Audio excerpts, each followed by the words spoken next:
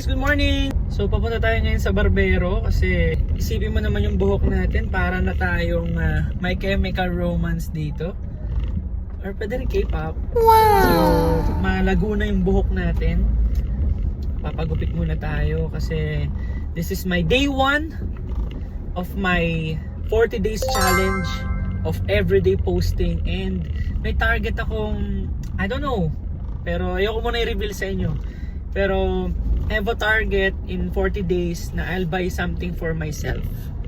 Din kasi pagsisimulan mo yung goal mo na you have a new look, di ba? Ang mga babae, pag nabobroken sila, nabobroken hearted sila, they cut their hair. Parang dun sila, alam mo ang babae, parang nakaka-move on sila. Nakikita mo nakaka-move on sila pag nagpapagupit na sila. So they want new look, parang new chapter, new era, and they started with their hair. So ako, ganun din. Hindi man ako babae, pero iba pag nakaayos ka, iba pag iba yung look mo, iba yung energy rin na nailalabas niya. You feel more confident in yourself. So, samahan nyo ako ngayon, magpapagupit tayo. Tignan natin kung i-rate nyo yung buhok natin, ha? Kung okay ba siya. Oh, let me change your mind. Wherever you go, wherever you stay, don't you forget the... Alright, haircut done. So, di ba iba yung aura, iba yung feeling mo when you look different, pagbago. Di ba? Minsan, pagbago damit mo, pagbago sapatos mo, pagbago cellphone mo, di ba, na-excite ka?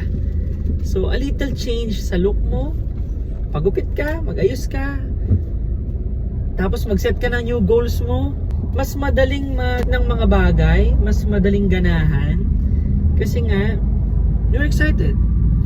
So for me, ito yan, I have my new look today.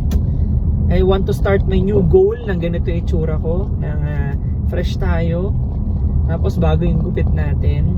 And samahan nyo ako kung ano yung makukuha natin. So yun ang advice ko. If you feel down, if wala ka sa mood, do something new.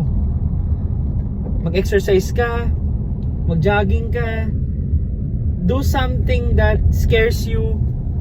Mag-set ka ako, tulad ko, nag-set ako ng bagong goal, and sabayan mo ng bagong look. And magugulat ka, yung mga little things, sometimes akala mo you have to have big changes in you. Kailangan mo na sobrang laking pagbabago sa buhay, or may kailangan ka mga drastic na pagbabago. Alam mo, minsan little things matter. Minsan sa maliit na bagay, ako tulad nito, sa simpleng gupit na to, na-excite na ako. Di ba? If you're in sales, learn something new. And eventually, everything will fall into place naman. Okay, so yun lang guys. So join me sa 40 days natin kung ano yung mangyayari sa atin. So I'm very much excited. So ikaw, anong gagawin mong bago matapos yung taon na to? So peace.